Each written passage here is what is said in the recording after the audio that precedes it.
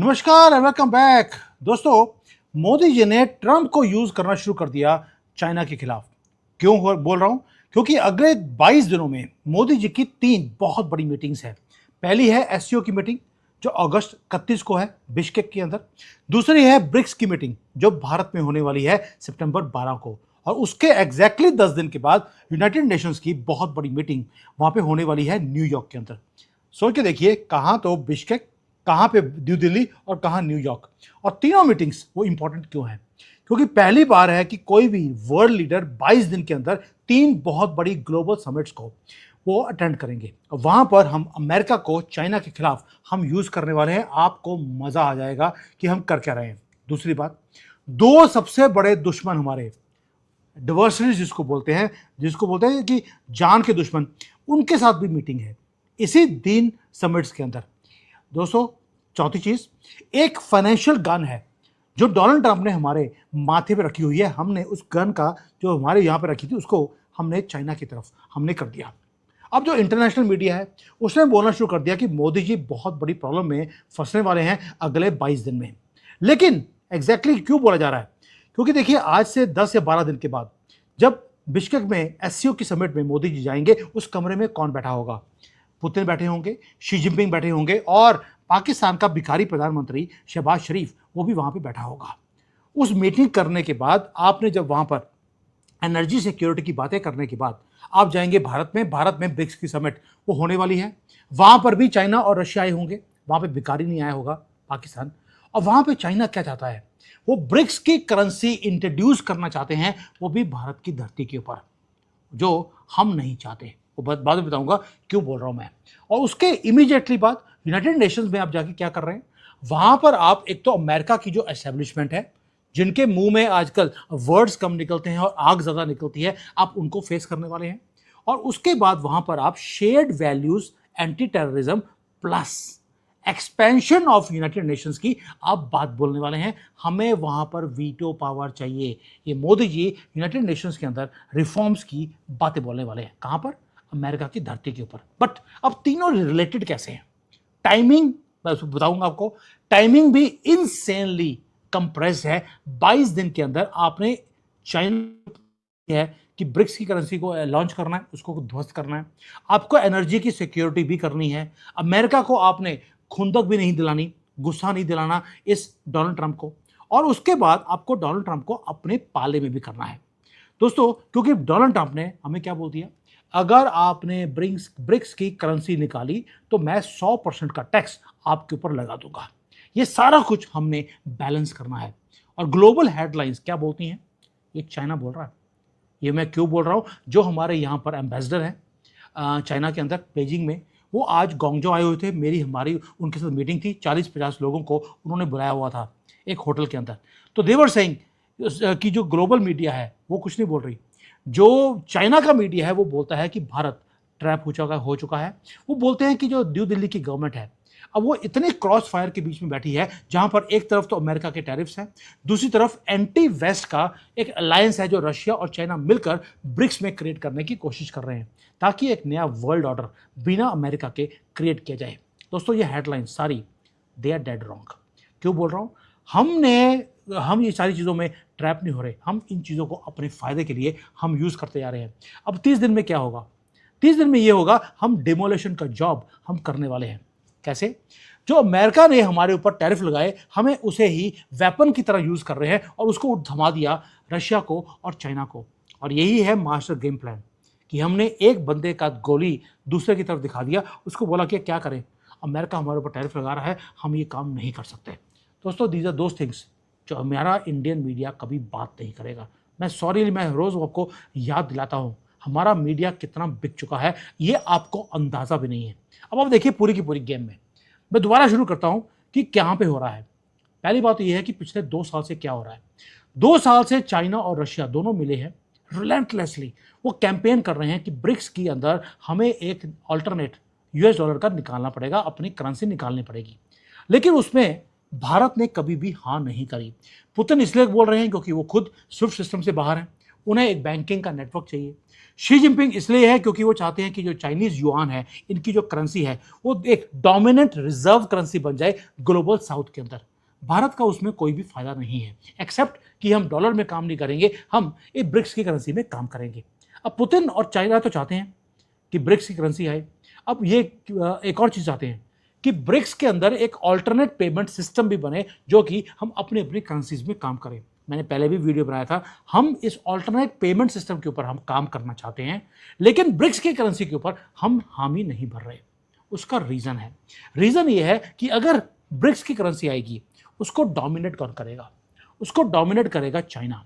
और चाइना चाहता है कि भाई जब उसकी डोमिनेंस आएगी तो ये भारत के लिए डिजास्टर होगा। अब वो भी कब कर रहे हैं? ब्रिक्स की समिट जब चाइना में हुई तब इन्होंने ऑल्टरनेट करेंसी की बात नहीं करी। जब दिल्ली में हो रही है तब बोलते हैं कि हमने ब्रिक्स की करेंसी निकालनी है, ताकि अगर कोई गोली चलेगी डोनाल्ड ट्रंप की तरफ से, वो आपके ऊपर चलेगी। अब भारत क्या कर रहा है? भारत बोलता है यार, हमारा एक सरप्लस है, ट्रेड सरप्लस है यूनाइटेड स्टेट्स के साथ, इसको हम गुस्सा नहीं दिला सकते। We make money out of United States but we lose money with China. अगर युआन डोमिनेट करेगा ब्रिक्स की करेंसी को तो हमारा तो नुकसान और भी ज़्यादा हो गया। इसलिए अब हमें चूज करना है कि हम चाइना की तरफ जाएं, अमेरिका की तरफ जाएं, या करें तो क्या करें। दोस्तों, अब आते हैं एस्केलेशन के ऊपर। उसको एस्केलेशन को समझने के लिए पहली बात मैं आपको समझा दूं कि जो ब्रिक्स की करेंसी है, ये आइडिया पहली बार अभी नहीं आ रहा 2026 में। 2012 में भी इसके बारे में बात करी थी पहली बार, जब न्यू दिल्ली में ब्रिक्स की समिट हुई थी। तब क्या बोला गया था? एक वर्ड यूज किया गया था, ब्रिक्स की करेंसी की बात नहीं करी थी, that we will trade in our local currencies किया था उसमें। उसका जो ऑफिशियल डेक्लेरेशन का नाम था new Delhi declaration of BRICS, कि हम अपनी अपनी लोकल करेंसीज में काम करेंगे ताकि डॉलर के ऊपर जो हमारी डिपेंडेंसी है वो कम हो जाए। लेकिन जब 2026 आया, ये जो आइडिया है ये मॉन्स्टर बन चुका है, क्योंकि अब जो ब्रिक्स की करेंसीज है, ब्रिक्स की करेंसी का आइडिया लेके आने की कोशिश की जा रही है, एक करेंसी को क्रिएट करने की कोशिश की जा रही है। नाम दिया गया है equal partnership of all the BRICS countries, लेकिन ये पैक किया जाएगा चाइनीज इकोनॉमी के साथ। और सर्वर कहाँ पड़ा होगा? चाइना में। बैंक्स कौन से होंगे? चाइना के। करेंसी भी चाइना की। तो ब्रिक्स में साडू की हमारे का फायदा है। इसलिए ब्रिक्स की currency is nothing but internationalisation of Chinese yuan under a new mask. दोस्तों, डिप्लोमेसी में सिंपली लेना और देना नहीं होता है, इसमें और बहुत कुछ होता है। इसलिए क्योंकि हमारा एडवर्सरी है, हम इसके ऊपर ट्रस्ट नहीं कर सकते। इसलिए हम क्या कर रहे हैं? हमने भी काम कर दिया कि यार हमें कोई मौका चाहिए था कि किस तरह से हम इस गेम को हम खराब करें। मोदी जी जनरली गेम को बनाने जाते हैं, इस बार हमें खराब करना पड़ा और डोनाल्ड ट्रंप ने हमारी हेल्प कर दी। वो कैसे? डोनाल्ड ट्रंप ने अभी अभी मोदी जी को बोला, अगर आपने हमारे से बाहर निकल के कोई काम किया, ब्रिक्स की करेंसी लिया, इंडियन रुपी में तेल खरीदा, हम आपके ऊपर 100% का टैक्स लगा देंगे, क्योंकि आप रशिया से तेल ले रहे हैं और ब्रिक्स की करेंसी के ऊपर काम कर रहे हैं। अब भारत की जो गवर्नमेंट है, उन्होंने क्या किया? उन्होंने बोल दिया कि यार टेबल पे बैठकर कि देखो, हम तो ब्रिक्स की करेंसी बनाना चाहते हैं, लेकिन ट्रंप ने ये 100% का टैरिफ हमारे ऊपर लगा दिया है। हमारी सबसे बड़ी मार्केट अमेरिका है, हम चाहकर भी हम साइन अभी नहीं कर सकते। डोनाल्ड ट्रंप ने बस 1-2 सालों में निकल जाना है, उसके बाद कर लेंगे। आप टाइम बाई कर रहे हैं। आपने अमेरिका का जो डोनाल्ड ट्रंप है उसको यूज करना शुरू कर दिया, चाइना के जो एक मंसूबा है कि भाई ब्रिक्स की करेंसी जहां पर वो खुद डोमिनेट करेगा, वो उसको लेकर आने के लिए। और आपने एक दूसरे को लड़ा दिया, ट्रंप को शी जिनपिंग से आपने लड़ा दिया है। दोस्तों, अब होगा क्या? ये है परफेक्ट डिप्लोमेटिक शील्ड जो हमने क्रिएट किया है, और इनका जो पूरा का पूरा प्लान है आपने ध्वस्त कर दिया। अब पुतिन के होगा क्या? पुतिन बैठे होंगे, अब आप वहाँ पे रखेंगे टेबल के ऊपर कि भाई मुझे तो 100% का टैरिफ लग जाएगा, मेरा $100 बिलियन का नुकसान होगा, अब भरेंगे कैसे? अब पुतिन के साथ आंख में आंख मिलाकर हम विक्टिम कार्ड हम खेलने वाले हैं, अमेरिकन एग्रेशन वाला, और इनके पास कोई आंसर नहीं है। लेकिन अब सारी चीज़ में देखिए, आपने ट्रंप को काउंटर कर लिया, पुतिन को आपने आंख में डाल के बात कर ली, शी जिनपिंग का जो प्लान है उसको आपने ध्वस्त कर दिया। लेकिन पूरी मीटिंग में एक आदमी है जो मिसिंग है, जिसने कि ये सारे काम को करना है। मैं मोदी जी की बात नहीं कर रहा हूँ, मैं बात कर रहा हूँ सेंट्रल बैंक की, जो हमारा रिजर्व बैंक ऑफ इंडिया है। भाई, आप एक ब्रिक्स की करेंसी की बात कर रहे हैं, आप रेवोल्यूशनाइज करना चाहते हैं पूरे के पूरे ट्रेड को, लेकिन करेगा कौन? उसको करेगा आरबीआई। लेकिन जितनी भी अभी ब्रिक्स की मीटिंग्स हुई हैं उसमें कभी भी आरबीआई को मोदी जी लेकर ही नहीं गए। हमारे जो आरबीआई के गवर्नर हैं वो हर मीटिंग में वो बाईपास करते हैं। दोस्तों, जो सेंट्रल बैंक है और जो हमारा रिजर्व बैंक ऑफ इंडिया है, रिजर्व बैंक ऑफ इंडिया ने ब्रिक्स की करेंसी की जितनी भी कमिटीज हुई हैं उसमें पार्ट ही नहीं लिया, क्योंकि जो हमारा प्रधानमंत्री का ऑफिस है या मिनिस्ट्री ऑफ एक्सटर्नल अफेयर्स है, उन्होंने पहले ही बोल दिया कि ब्रिक्स की करेंसी की जब भी बात आएगी वो आते ही उसको खत्म कर देना है। खत्म कैसे करेंगे? जब आप मीटिंग में अपने मेन आदमी को भेजेंगे ही नहीं तो वो काम उसके ऊपर बात हो नहीं सकती। इसलिए आप क्या करते हैं? आप अपने आरबीआई के गवर्नर को नहीं भेजते, नीचे क्लर्क को भेज देते हैं। वो बोलता है मैं साहब से पूछ के बताऊंगा, साहब के पास अभी टाइम नहीं है। दोस्तों, इसको बोलते हैं कैसे आपने स्ट्रैटेजीज को बनाया है कि आप अपने आप को बचा भी रहे हैं, हम विक्टिम भी बनना नहीं चाहते, और डिप्लोमेटिक बॉटल नेक जो हमारे आसपास क्रिएट करने की कोशिश की जा रही है उससे आप बच भी रहे हैं। आप इंश्योर भी कर रहे हैं कि सेंट्रल एशिया से और रशिया से आपको तेल मिलता रहे, वो कॉरिडोर आपके लिए खुला रहे। हमने शहबाज शरीफ वहाँ पे भीख मांग रहा होगा, उसकी आंख में आंख डालकर नहीं, उसकी तरफ देखकर बोलेंगे, ओ पंजाबी वाले चू भिखारी। वहाँ पे जब हम साइकोलॉजिकल डोमिनेंस दिखाएंगे अपना उसके आंखों में बात करके, तो पता लगेगा उसको भी कि किस शेर के सामने वो चूहे की तरह बैठा है, सूअर की तरह बैठा है। एक तो हो गया एससीओ का, यहाँ पे एनर्जी भी आ गई और दूसरे की एनर्जी हमने खत्म भी कर दी। दूसरा, उसके बाद जो एससीओ ब्रिक्स की मीटिंग होगी उसमें हम अपने नेशनल करेंसी की सेटलमेंट्स की बात करेंगे। You can bet me on this. हम वहां पर ब्रिक्स की करेंसी की बात नहीं करेंगे, हम करेंगे कि अपनी अपनी नेशनल करेंसी में हम अपना ट्रेड करेंगे और उसकी सेटलमेंट अपनी करेंसीज में करेंगे, ताकि हम रशिया से तेल भी खरीदते रहें रुपये के अंदर, हम डोमिनेट भी करते रहें अपने वर्ल्ड के अंदर अपनी करेंसी में, और वॉशिंगटन का जो गुस्सा है उससे भी हम अपने आप को बचा लेंगे। दोस्तों, अब होगा क्या? जब उसके बाद यूनाइटेड नेशंस की जब समिट होगी तब मोदी जी वहाँ पे यूएसए के प्रेसिडेंट को क्या बोलेंगे कि देखिए चाइना और रशिया तो ब्रिक्स की करेंसी लेके आने वाले थे, हमने मना कर दिया, हमने होने नहीं दिया, हमने डी डॉलराइजेशन से आपको बचा लिया।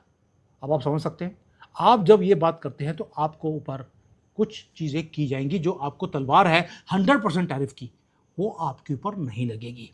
दोस्तों, दिस एंश्योर्स फ्यू थिंग्स।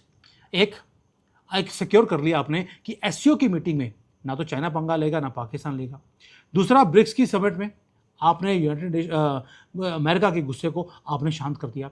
और तीसरा एक और है, आपने वेपनाइज किया मल्टी अलाइनमेंट को। अब हम जो नेहरू की गलती थी नॉन अलाइनमेंट, वो कहता था बस मेरे साथ अलाइन करो, मैं किसी के साथ अलाइन नहीं करूंगा क्योंकि मैं मुसलमान हूँ।